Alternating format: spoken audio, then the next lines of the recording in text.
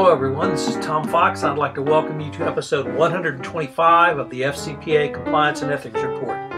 Today I'm pleased to have back Jay Rosen, and we continue our series on the Oscars and compliance.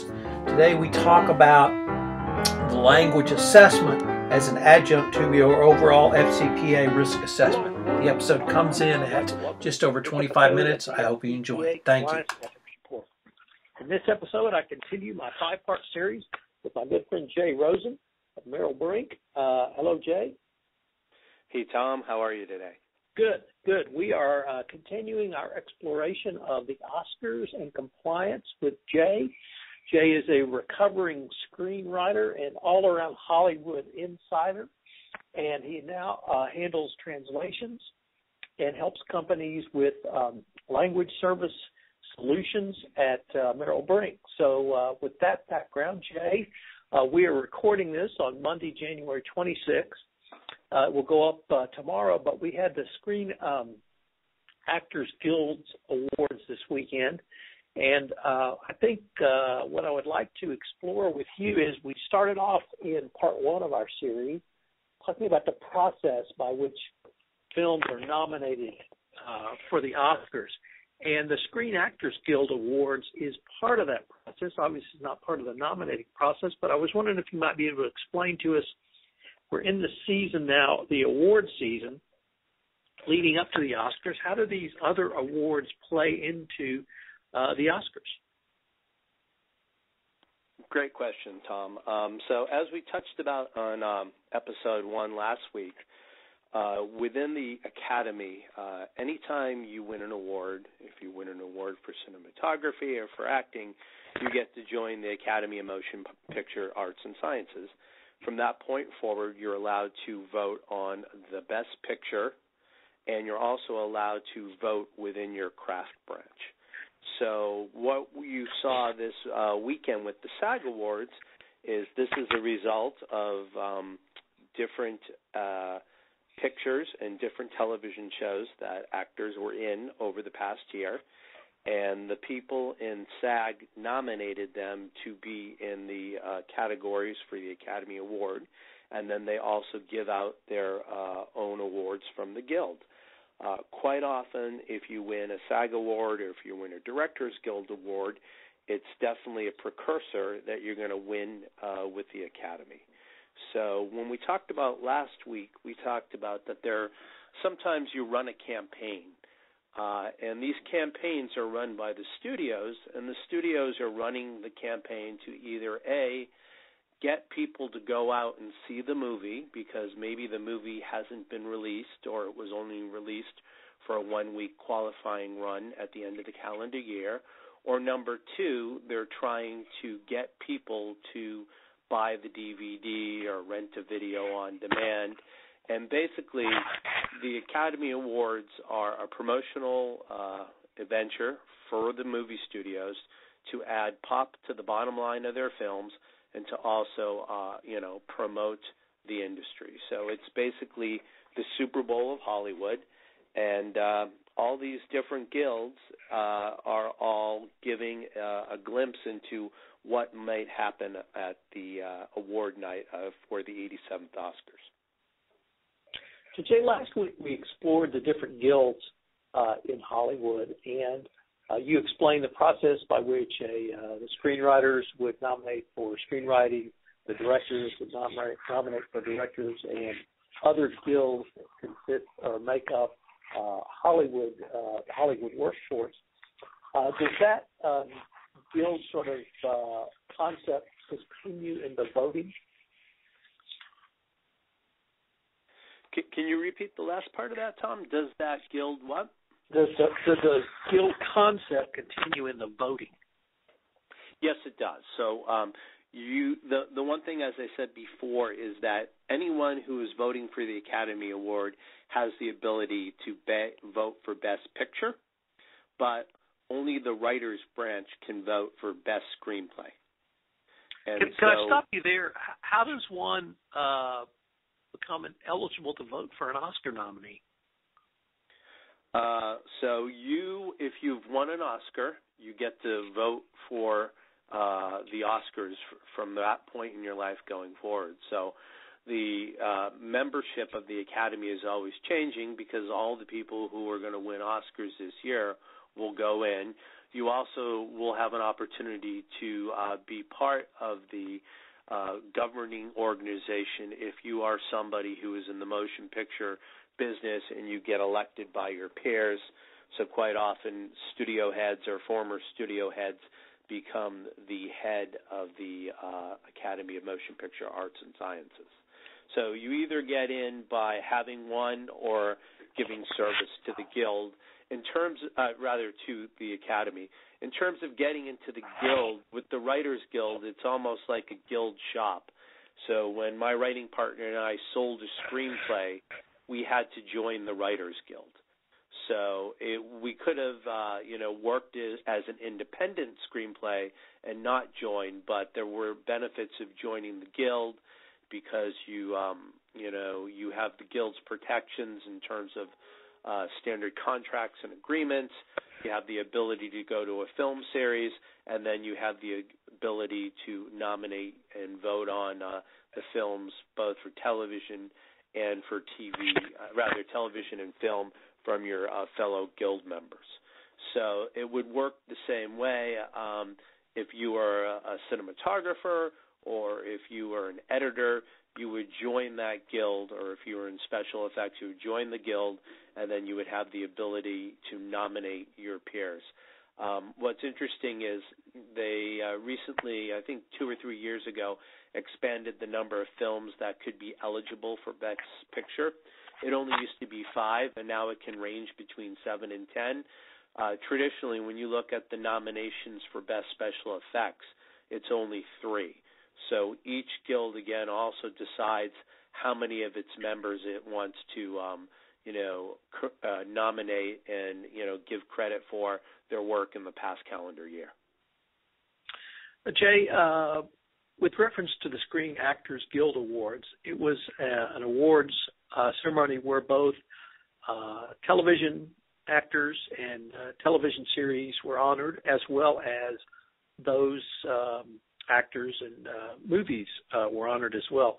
Is there a way? I suppose I'm trying to figure out how difficult it is to compare a television product with a movie product, or is that really a relatively easy comparison for a professional screenwriter or a professional actor or professional director? I think, in the past, you and I have discussed that there used to be a big dichotomy between working in the motion picture business and working in the television business. And it reminds me of I was rewatching the Globes in preparation for this series. And at one point, Tina Fey said, okay, well, now we're going to talk about the TV awards. And then she said, you know what? I'm sorry, we don't have time for that now. We'll come back next week. So there used to be that real kind of like, if you weren't good enough, you worked in TV. And, what was before Clint Eastwood became Clint Eastwood, he was on Rawhide. So there used to be really a big demarcation. And now, if you look about prestige, there is much more of an opportunity to be timely in television, to come up with a concept, to create it and get it on the air. The typical time to get a motion picture made, if you're going really fast, could be 2 to 3 years from the development cycle to casting to shooting the movie and to editing it. You can get a TV show on the air in 3 to 6 months. So I think there really is an even playing field. And if you look at the caliber of the actors who either won for motion picture or won for TV, they all move quite easily between the two, the two different media. Jay, one of the things that has intrigued me about the value of an Oscar is that it is valued by several different categories of entities and people. So, for instance, obviously, or I would have to assume the person who wins an Oscar is of not only great honor to be awarded your peers for the best of that year, but it would have some cachet, but it would also have a financial component going forward, being able to say, I'm an Oscar winner. Would that be the same for studios as well? Yes. One of the things that you're going to get judged by, your shareholders are going to judge you by the bottom line and how much revenue you've brought in from your film slate and from your TV slate. And you get sometimes an immediate bump when it's an Academy Award-winning movie.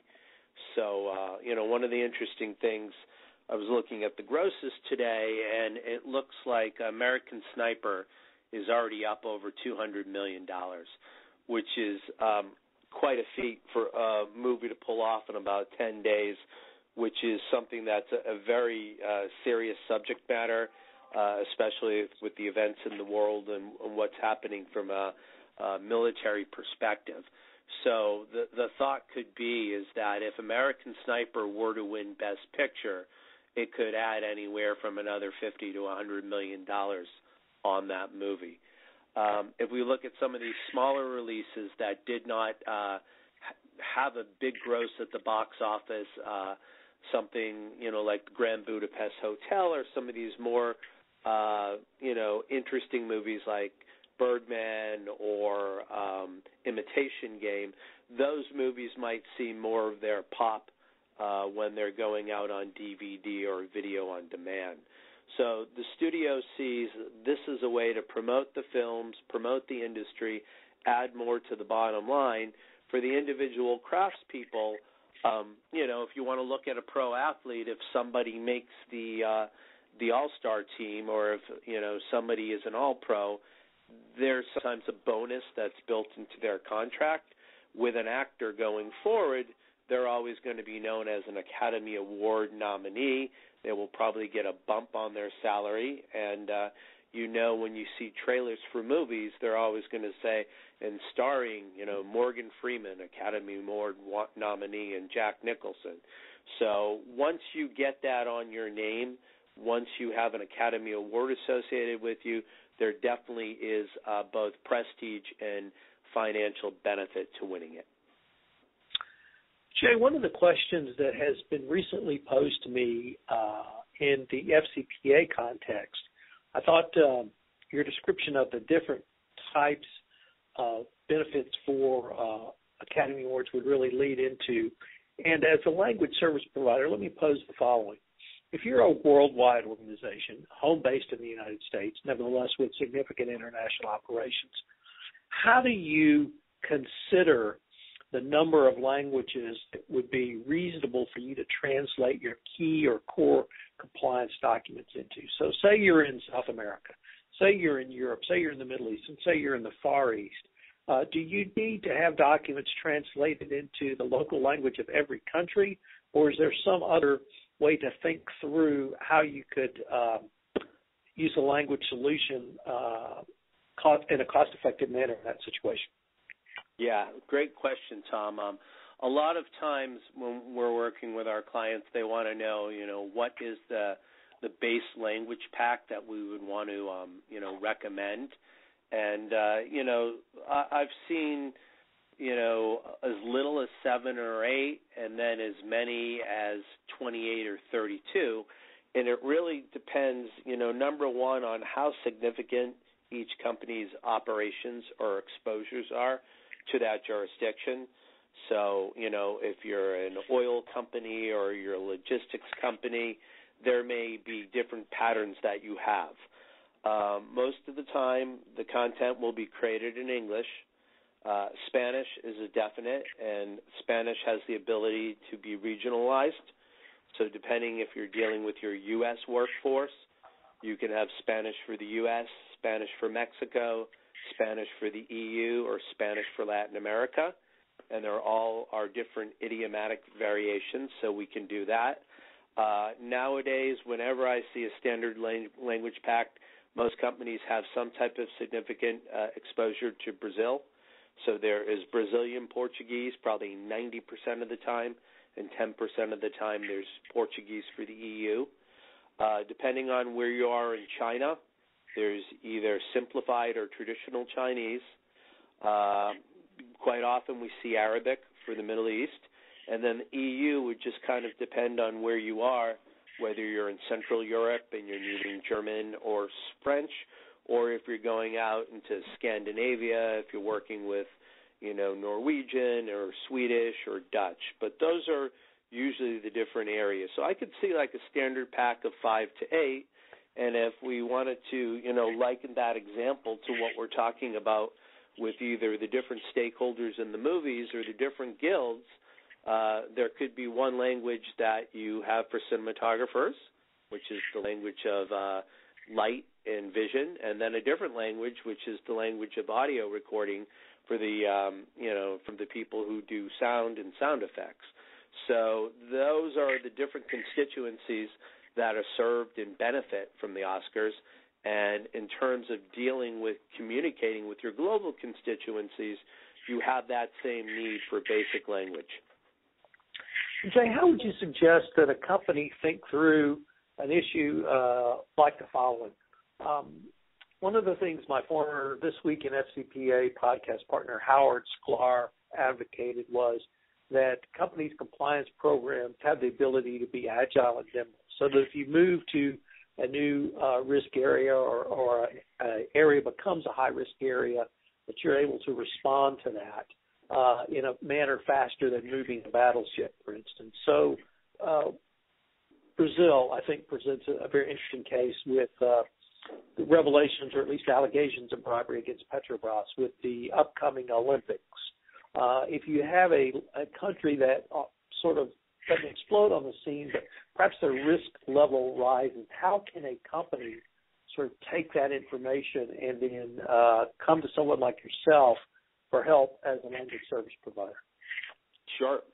So one thing is that if this company does have exposure in Brazil, one would think they've already committed to thought and spent money to create the proper policies. So the first thing I would do is, if they haven't done anything in that language before, I would go to that English source document that they have, and depending on whether it's a specific anti-bribery or anti-corruption or a larger code of conduct, I would take that English document and take a look at what needs to be done to make that document relevant for Brazil. So they would, refer to the Clean Company Act, and they would basically customize that for Brazil, and then at the same time put that into translation. So you really wouldn't have a large time commitment to, drafting that initial policy, because that exists basically in a template. So I would think, legal would need a couple weeks to get through that, add the additional information, and then you would need maybe a week or two to do the translation. So in terms of turning a battleship, I don't know if the 1 month comparison is accurate or not, but I think that if you were serious about making an impact and getting a policy done, it could be done quite easily within a month. And if there was something that really needed to be, expedited, you could probably do it in a couple weeks. But, knowing how legal works within companies, it probably takes a little bit longer to get everybody's sign-off and to make sure that all the stakeholders have gotten their say within the new document for that geography. And, Jay, how would you or you and your team at Merrill, as the experts, language service providers, if you were going to assess a company, how would you come in and do a risk assessment, or if that's the right phrase, or even an assessment around language? Yeah, I would say it'd be more like a language assessment, because we are not qualified to do a risk assessment. But let me tell you how I kind of size up a company just on first blush. So if a company reaches out to me, first thing I do is I go to their website. I take a look into their investor relations page. I go down to corporate governance, and then I take a look at their code of business conduct. First litmus test I'll do is I'll look at when the version was. If it was last updated in 2005, I would recommend it's time for an update. I would also search for some keywords and look if it mentions FCPA, Foreign Corrupt Practices Act, UK Bribery Act. If we find none of those things are mentioned, again, it's a good sign that an update is needed. Then the next thing I will do is go back to the main page, and I will look in either the upper right-hand corner or the lower map of the website and see into what languages the website has been localized. This is something that you can either figure out by seeing the different flags of countries, or when you actually look at something like the Code of Conduct, if you look at the PDF of it, it might have an extension like .de for German or for Deutsch, or it might have a .jp for Japanese. So what I would do is size up where they have operations, the recency of the code, and then whether or not it mentions current things that are applicable to the geographies and the jurisdictions where they're conducting business. And how often would you suggest a company go through a language assessment? I would think that it really, would go in concert with generally updating the risk file and updating their code of conduct.